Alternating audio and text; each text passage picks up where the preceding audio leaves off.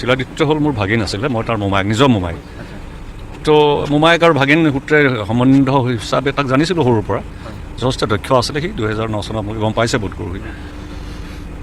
কিন্তু যোনটো তাৰ মানে তাৰ ৱাইফৰ পৰিবাৰৰ যোনটো মানে অসুখ হৈছিলে, অসুখত সি যথেষ্ট কষ্ট কৰিছিলে তাইক বচাবৰ কাৰণে, তাইক মানে পুনৰ সুস্বাস্থ্য কৰিবৰ কাৰণে। আৰু সি তেনেকৈ 2021 চনৰ পৰাই অপাৰেশ্যন, তাৰপিছতে অপাৰেশ্যনৰ পিছত পষ্ট অপাৰেশ্যন ট্ৰিটমেণ্ট চলি আছিলে চেন্নাইত। তাৰপিছতে নেমকেয়াৰত আনিলে, নেমকেয়াৰ অনাৰ পিছত ট্ৰিটমেণ্ট চলি আছিলে ইয়াত। বোধ কৰি সি সহ্য কৰিব নোৱাৰিলে তেওঁৰ ৱাইফৰ প্ৰতি থকা মৰম কাৰণে, বোধ কৰি সি নোৱাৰাৰ কাৰণে সি এই কামটো কৰিছে। মই যোনটো মই ভাবোঁ সি কৰিব নালাগিছিলে, মই এতিয়া যিটো আৰু গ'লগৈ, কিন্তু সি কৰিব নালাগিছিলে মই ভাবোঁ অনুভৱ কৰোঁ। তেখেতৰ খুব মানে জীৱনটোৰ ওপৰত বেদনাদায়ক নেকি? বেদনা বুলি নহয়, সি তেনেকুৱা এটা বেদনা বুলি কথা হোৱা নাই। কিন্তু কথা হ'ল কি, তাৰ মাক ঢুকাইছিলে আজি এবছৰ আগতে। মাক মানে মোৰ বাইদেউ, মোৰ নিজৰ বাইদেউ, অ'ন ছিষ্টাৰ। আৰু সেইটো লৈতো সি বেদনাৰ কথা নাই, কাৰণ কিন্তু তাৰ এই বেমাৰটো যে লাগি গ'ল তাৰ ৱাইফৰ, সেইটো বহুত সি মানে শ্বকিং তাৰ কাৰণে। হঠাৎ এটা কেঞ্চাৰ নিচিনা অসুখ এটা হৈ গ'ল, সেইটো তাৰ কাৰণে শ্বকিং বুলি মই ভাবোঁ। যি কি নহওক সি কৰিলে আৰু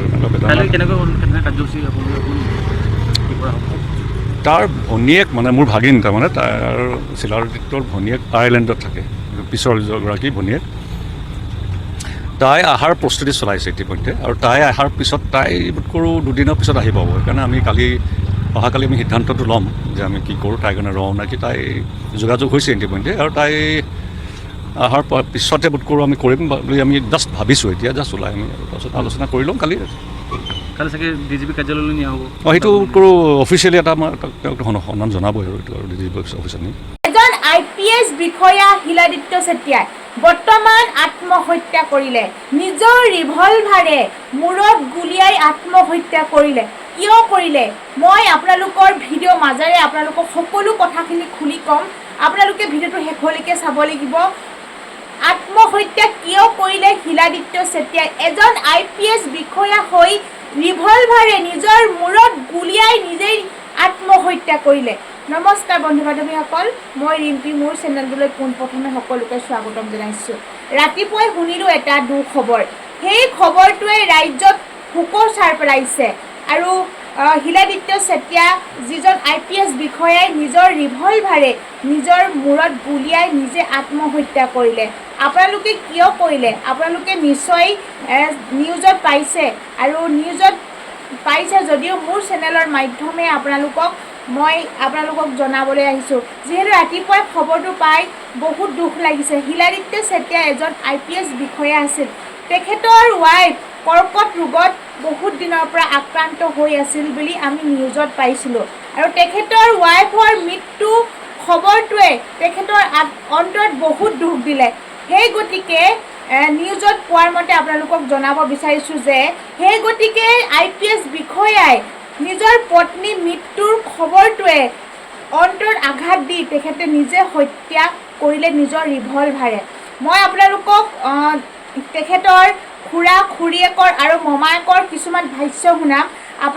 আপোনালোকে চাই থাকিব ভিডিঅ'টো। কিন্তু মই এইখিনিতে কওঁ, কিমান প্ৰেম ভাল পোৱা হ'লে নিজৰ পত্নীক এৰি থাকিব নোৱাৰে কওকচোন? আজিকালি এনেকুৱা প্ৰেম আছে জানো কওক? এইটো এটা উদাহৰণ হিচাপে থাকি গ'ল মানুহৰ মাজত। নিজৰ পত্নী মৃত্যু সহ্য কৰিব নোৱাৰি নিজে আত্মহত্যা কৰিলে IPS বিষয়া শিলাদিত্য চেতিয়াই। আৰু বহুত বেয়া লাগিছে আৰু বহুত দুখ লাগিছে, আৰু কেতিয়াও হ'ব নালাগিছিল। আৰু কৰ্কট ৰোগৰ আক্ৰান্ত হৈ আছিল বুলি আমি জানিছোঁ পত্নী, আৰু পত্নীক বচাবলৈ বহুত আপ্ৰাণ চেষ্টা কৰিছিল শিলাদিত্য চেতিয়া IPS বিষয়াজনে, আৰু বহুত চিকিৎসা কৰিছিল ভালদৰে, কিন্তু অৱশেষত হাৰ মানিলে।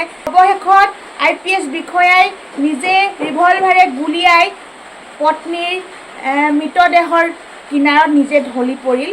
আৰু 2টা মৃতদেহ বৰ্তমান মৰণোত্তৰ পৰীক্ষা কৰিবলৈ লৈ গৈছে।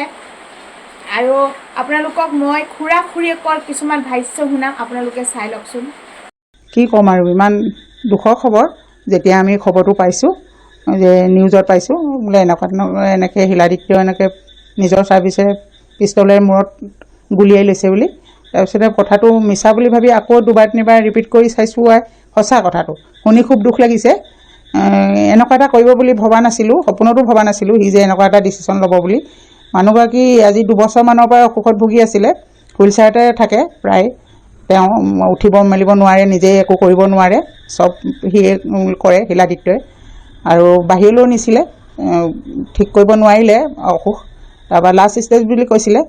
সেইদিনা আজি আৰু পটককৈ কথাটো শুনি বৰ দুখ লাগিছে। কি ক'ম আৰু, সি এনেকুৱা এটা কৰিব বুলি তাৰমানে ভবা নাছিলোঁ আৰু আমি এনেকুৱা এটা ডিচিশ্যন ল'ব বুলি। সেইটোৱে আৰু কি ক'ম, বৰ দুখ লাগিছে আজি শুনি। মাক দেউতাকটো নায়েই, মাক দেউতাক ঢুকা আজি কেইবাবছৰো হ'ল। দেউতাক আগত ঢুকাইছে, মাক পাছত ঢুকাইছে। আজি মাক ঢুকুৱা আজি 5 বছৰমান, 5 বছৰ নহয় 1.5 বছৰমান হৈছে।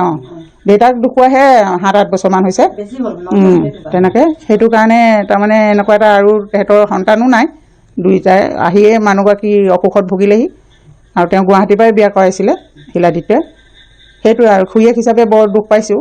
এনেকৈ আগত মাজে সময়ে আহিছে, চাকৰি পোৱাৰ আগতেও দেউতাকে লৈ আহিছিলে ইয়ালৈ চিনাকি কৰাবলৈ আমাক, খুৰী দদাই বুলি, পুৰণা ঘৰ বুলি, হাঁহচৰা চেতিয়া গাঁৱত যে তহঁতৰ। সি চাকৰি পাওঁতেও বাতৰিত দিছে নহয়, আমাৰ ইয়াৰ এড্ৰেছে দিছে, হাঁহচৰা চেতিয়া গাঁৱত। ইয়ালৈ আহিছে তেনেকৈ। তেখেতৰ এই অসুখ এতিয়া কোনোবা গৈছে না পৰিয়ালৰ তাত? আছে তাত আছে, তাত দদায়েক আছে, তাৰ দদায়েক গৈছে, বৰমাক আছে, বৰমাক গৈছে তেওঁলোক বাইদেউহঁতৰ লগত।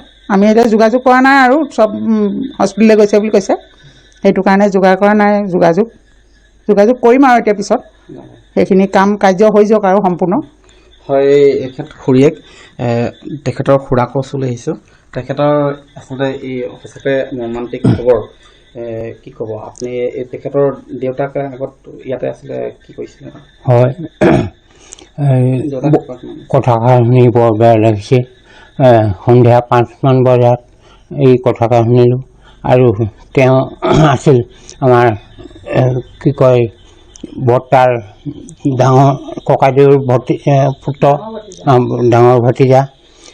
তেওঁ এইটো সিদ্ধান্ত ল'ব বুলি ভবা নাই। তেওঁ নিজৰ পত্নীৰ বিয়োগৰ ফলত, বিয়োগ হোৱাৰ কাৰণে তেওঁ এইটো সিদ্ধান্ত ল'লে। আৰু কিয় ল'লে, কি কাৰণে, এইটো বুজিব পৰা নাই। এইটো বৰ দুখ পাইছোঁ। আৰু তেওঁক মই সৰুৰ পৰা পাইছিলোঁ। তেওঁ মোক বিনোদ খুৰা বুলি ক'লে। তেওঁ মোৰ পাছে পাছে দৌৰি ফুৰে, মোক ফুৰাই আনক দিয়ে, খুৰা মোক ফুৰাই আনক দিয়ে সেইবুলি কয়। মই ফুৰাই আনো। তাৰপিছতে আজি কিছু বছৰ হ'ল তেওঁক লগ ধৰিব পৰা নাই। আৰু 1.5 বছৰমানৰ আগতে তেওঁক ফোন কৰিছিলোঁ, তেওঁ মোক মনত ৰাখিছে, বিনোদ খুৰা নেকি, সেইবুলি কৈছে ফোনত। তেখেতৰ দেউতাক আৰক্ষী অধীক্ষক আছিলে, প্ৰমোদ চেতিয়া। তেওঁ মাক জোনালী চেতিয়া, কলেজৰ লেকচাৰাৰ। তেওঁলোক বিয়োগ হ'ল ইতিমধ্যে। তেওঁ নিয়া সন্তান আছিলে। সেইটো দুখনে তেওঁ হয়তো কৰিছে নেকি। এতিয়া শিলাদিত্য চেতিয়াৰ আৰু কোন কোন আছে? শিলাদিত্য চেতিয়াৰ এতিয়া ভগ্নী 2জনী আছে। ডাঙৰ গৰাকী আইলেণ্ডত থাকে, সৰু গৰাকী গুৱাহাটীতে থাকে। গুৱাহাটীৰ গৰাকী ডক্তৰ।